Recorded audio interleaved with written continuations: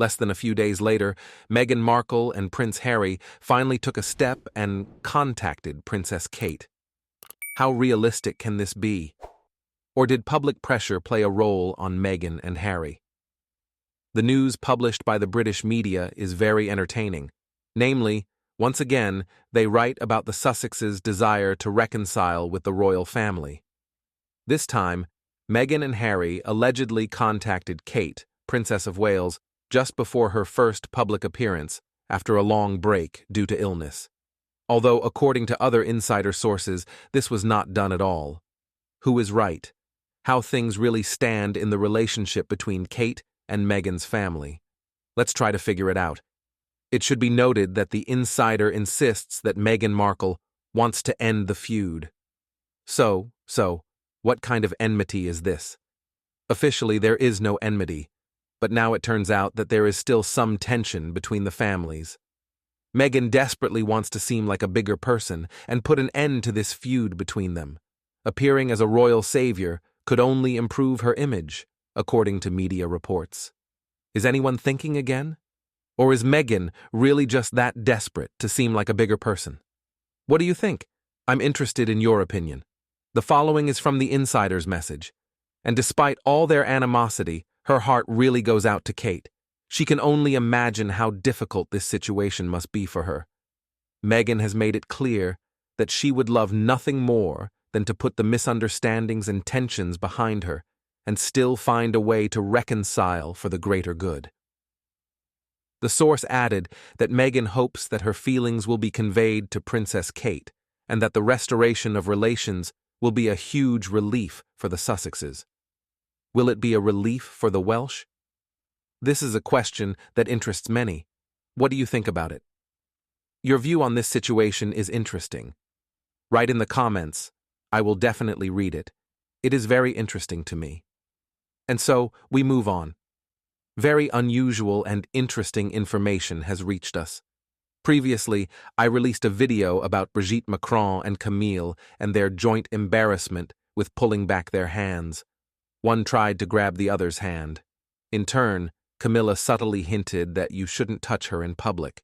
Some people on social networks and in some media wrote that they instantly became fans of Camilla. Why do we suddenly ask? And only because she supposedly reminded them of Diana. Wow.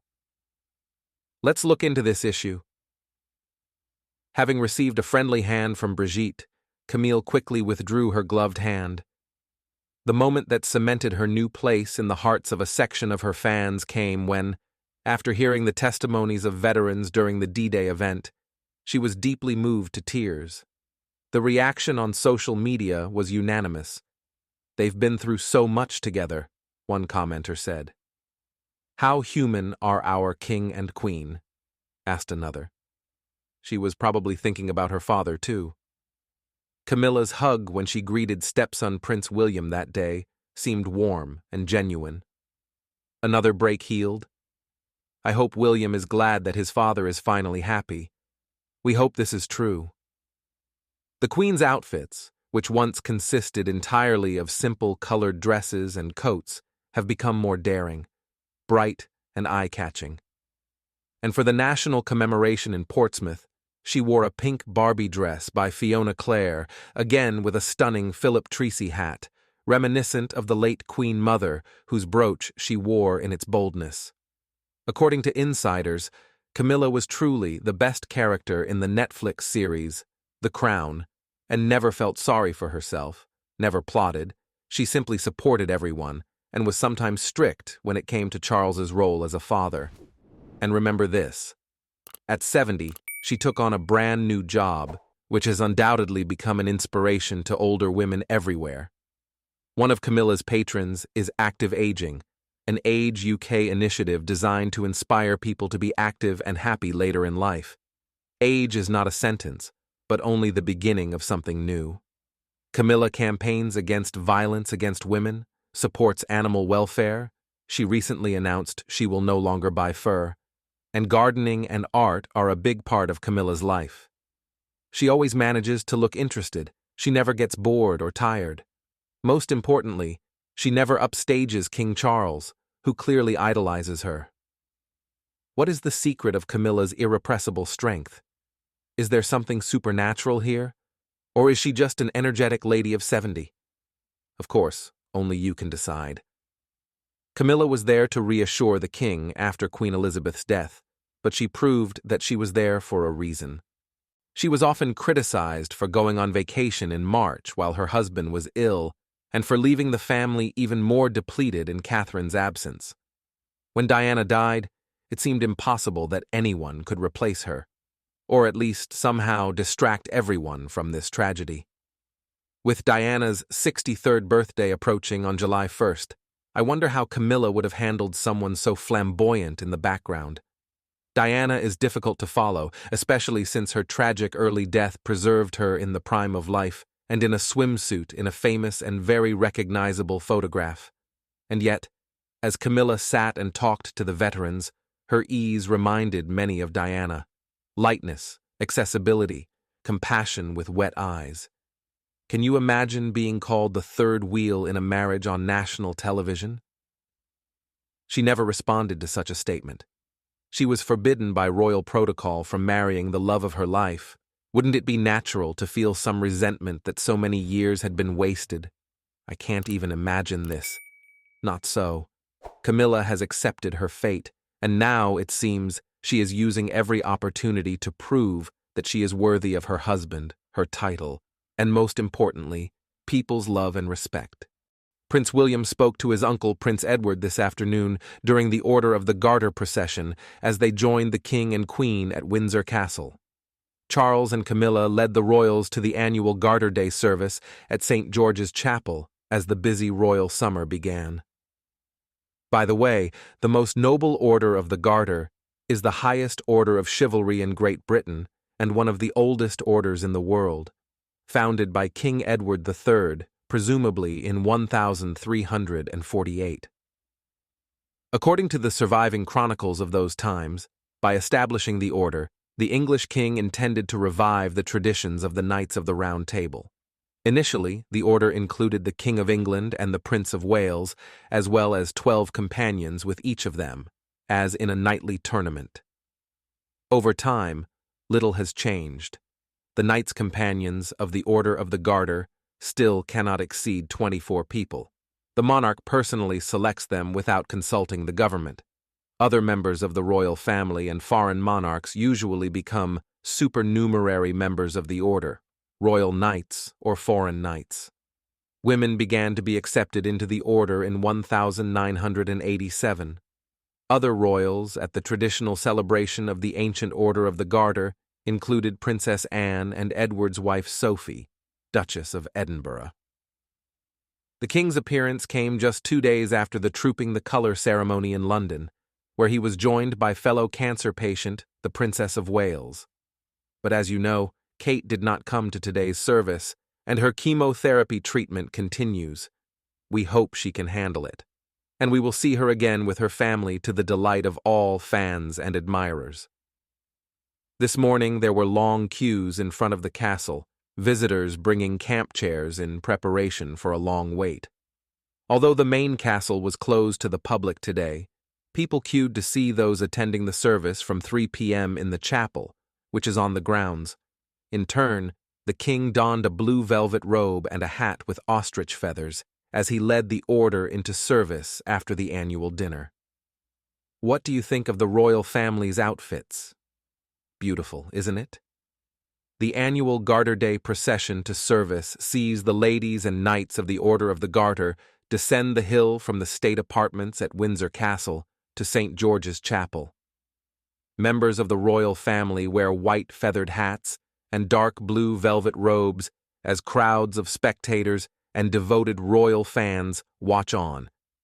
This stunning spectacle attracts fans of the royal family from all corners of the globe. Today, the order consists of King Charles, several senior members of the royal family, and 24 knights chosen in recognition of their distinguished public service and achievements. Kate is also usually present to watch her husband William take part. But Kensington Palace confirmed last week that she will not be there this year due to ongoing cancer treatment. Health comes first. We understand everything. but many are not happy that they rarely see Kate in public, even though they know about her treatment. Kate is too important for many, as insiders write, and her absence greatly affects the image of the royal family, and the palace takes this into account. And whenever possible, Kate tries to participate in important events. In turn, the Duke of York, now a non-working member of the royal family, attended the dinner as a companion of the royal knight, but, as last year, he was not allowed to join the procession. In general, this was expected.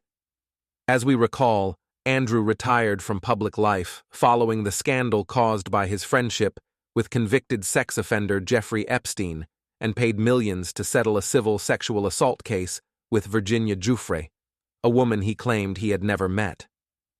At 1445, a large procession began to descend towards the chapel from the castle courtyard before the service at 15:00. It was led by the governor of Windsor Castle and the military knights of Windsor, followed by heralds, and then by the Knights of the Order themselves, including Sir John Major, Sir Tony Blair, and Baroness Manningham Buller.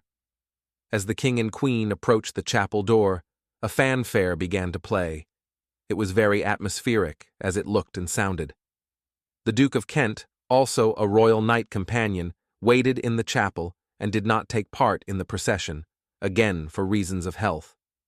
However, Sophie and Vice Admiral Sir Tim were present as guests. Previously, the queue to enter Windsor Castle stretched down St. Albans Street next to the castle and all the way to Park Street, with staff trying to keep everyone entertained in the sun. One local resident told the media the number of police in the area had more than doubled. He added, "Since King Charles and the Princess of Wales announced they had cancer, Windsor Castle has never been busier. Now most of them seem to be American tourists. They all hope to see King Charles as they pass through the grounds, and they will be able to take a closer look and photograph it." Even when it rained in March and April, they stood in line under umbrellas for ages. There were unusually many people today because of the Feast of the Order of the Garter. After Prime Minister Rishi Sunak last month called a snap general election for July 4th, Buckingham Palace said the royal family would postpone events that could distract from or detract from the election campaign. However, this was not a blanket ban, and visits are being considered on a case-by-case basis, with Garter Day celebrations among the events given the go-ahead. Many tourists are very happy about this, and so are fans of the royal family. On Garter Day, the ladies and knights of the Order of the Garter, the oldest and most senior order of chivalry in the country, walk down the hill from the state apartments at Berkshire Castle to St. George's Chapel. They are dressed in white feathered hats and dark blue velvet robes and are watched by crowds of spectators. The ceremony marks a busy period for the royals, with the king and queen expected at Royal Ascot in the coming days and hosting a state visit to the Emperor of Japan next week. Hundreds of spectators lined the procession route, many carrying baskets and camp chairs to give the event the atmosphere of a summer picnic. And enjoy these days. The palace confirmed in advance that after this, Charles, Camilla, and members of the royal family will travel in a carriage and return to the castle. During the service, a ceremony was held to present new members of the order, including composer Andrew Lloyd Webber, who was awarded the title of Knight Commander, theater impresario Lord Lloyd Webber, whose popular musicals include The Phantom of the Opera, Cats, Jesus Christ Superstar and Joseph, and the amazing Technicolor Dreamcoat, also attended the private ceremony in the Garter Castle throne room earlier today. Also present were the Duchess of Gloucester, as Dame Royal of the Garter, and Lord Cacar, Emeritus Professor of Surgery at University College London, and Air Chief Marshal Lord Peach, who were both made knight companions. The Order of the Garter was established almost 700 years ago, in 1348, by King Edward III, inspired by the tales of King Arthur and the chivalry of the Knights of the Round Table. The Garter is awarded by the sovereign for distinguished public service and achievement.